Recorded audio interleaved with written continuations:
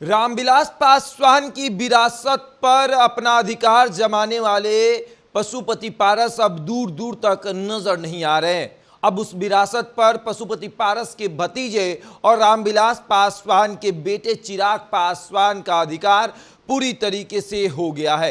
आज चिराग पासवान उस विरासत को संभालने के लिए पहला कदम रखने जा रहे हैं, नॉमिनेशन करने जा रहे हैं। चिराग पासवान जिस तरीके से लगातार कहते थे कि मेरे पिता की विरासत पर मेरा अधिकार है, उस अधिकार को वो अब हासिल करने जा रहे हैं। उस अधिकार को हासिल करने के लिए पहले कदम को रखने जा रहे हैं। चिराग पासवान आज हाजीपुर से नॉमिनेशन करने जा रहे हैं और चाचा पशुपति पारस दूर दूर तक नजर नहीं आ रहे हैं। जिस तरीके से पशुपति पारस का ये दावा था कि हम हैं, हम थे और हम ही रहेंगे, लेकिन वो दावा अब खत्म हो गया।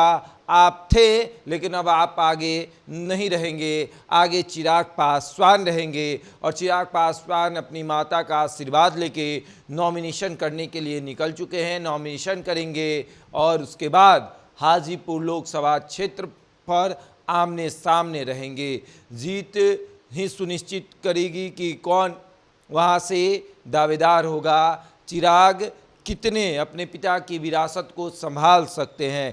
पिता की विरासत दांव पर लगी हुई है और चिराग पासवान उसे संभालने जा रहे हैं। चिराग पासवान के चाचा पशुपति पारस ने उस विरासत को कुछ समय तक संभाला, लेकिन अब उस विरासत को, रामविलास पासवान की विरासत को चिराग पासवान संभालने जा रहे हैं, क्योंकि भारतीय जनता पार्टी ने उसे चिराग पासवान के पाले में रखना जरूरी समझा और उन्होंने कह दिया कि अब इस विरासत पर चिराग का अधिकार है और चिराग पासवान भी खुशी खुशी उस विरासत को अपने पास संभाल कर रखने जा रहे हैं। देखिए, आज नॉमिनेशन है, चिराग पासवान का नॉमिनेशन हाजीपुर से, और हाजीपुर में भीड़ इकट्ठा हो रही है। चिराग में हाजीपुर को बनाने का प्रयास किया जा रहा है। चाचा पशुपति पारस दूर दूर तक नजर नहीं आ रहे हैं, जिन्होंने ये कहा था कि जब तक जिंदा हैं हाजीपुर लोकसभा क्षेत्र से चुनाव लड़ते रहेंगे।